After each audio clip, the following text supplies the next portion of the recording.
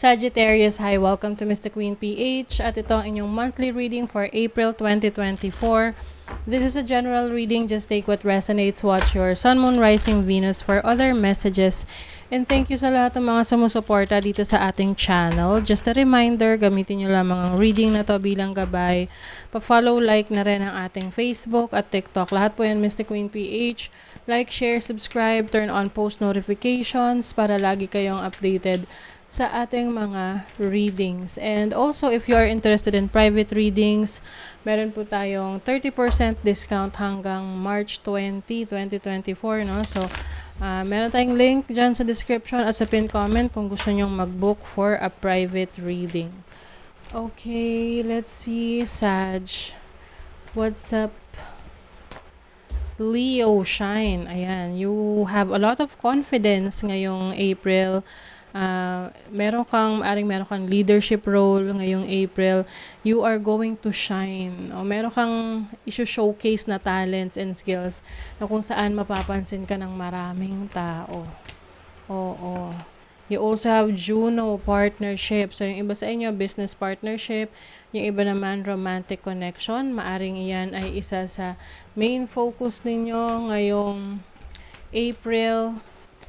You also have descendant invitation. Oh, talaga. So, descendant is like your 7th house, which is about partnership and romantic connection, marriage.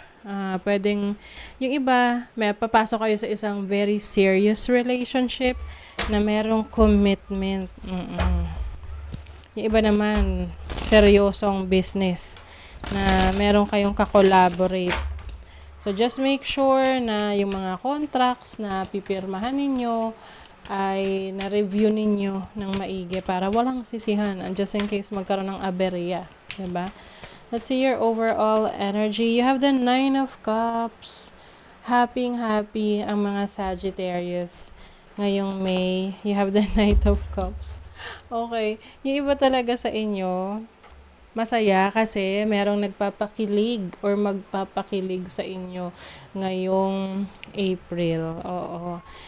Maaring fulfillment din to sa mga wishes ninyo, yung mga goals ninyo sa buhay. So, nakikita nyo na may progress, unti-unti, na-achieve nyo yung mga goals nyo. And some of you naman, may mga offers, no? Offers na trabaho, business, career, na yun yung hinihintay ninyo. So, kaya kayo masaya. Kasi dumarating na yung mga hinihintay ninyo. Let's see your challenge. Ano naman yung challenge ng mga Sag? You have the 8 of Wands and the Page of Swords. So, communication ang challenge sa inyo. Pwede kasing magkaroon dito ng misunderstanding sa mga bagay-bagay na marireceive ninyo na mensahe or sa mga messages or mga sasabihin nyo sa iba na misinterpret kayo. Kaya kailangan malinaw yung gusto nyong sabihin, yung gusto nyong ipahiwatig para nagkakaintindihan. Some of you naman, maari ring merong very much interested sa inyo ngayon na makulit mag-message sa inyo. Yung tipong gusto niyang makilala ka pa ng lubos. Kaya lang minsan nakakairita, 'di ba? Lalo na kung ini-invade na nila yung iyong privacy, no? Oo, yung tipong makulit talaga. So maari kasing you are so attractive, so maaring maka-attract ka ng mga admirers, possible romantic connection kung ikaw ay single. So let's see your opportunity. Mga Sag. The Tower. Oh. And then the 4 of Cups.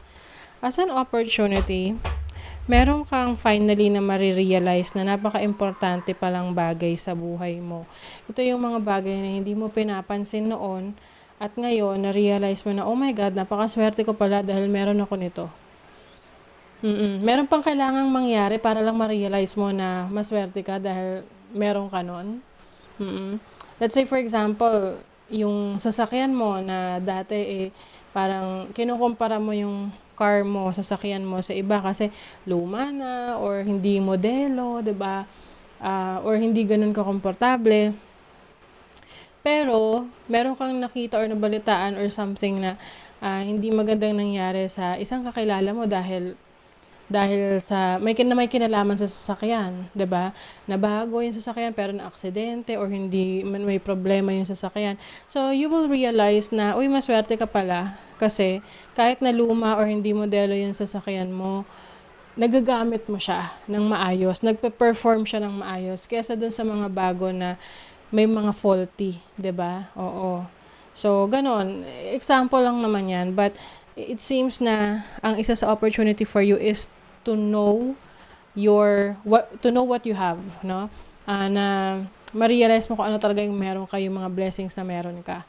Na pwedeng sa paningin mo dati, hindi yon wala yung masyadong halaga, pero mas marirealize mo yung halaga nun ngayong April. So, let's see your blessing. Anong blessing? You have the Page of Wands and the Queen of Cups. Some of you, possible, meron blessing ng baby. Kung kayo ay nagbabalak ng magkaroon ng anak, oo. So, maaring merong possibility na magkaanak sa family ninyo. Some of you naman, meron ditong mga creative pursuits, no? May mga creative kayong gagawin, mga projects na magiging successful kasi dito kayo mas mag-enjoy, masaya.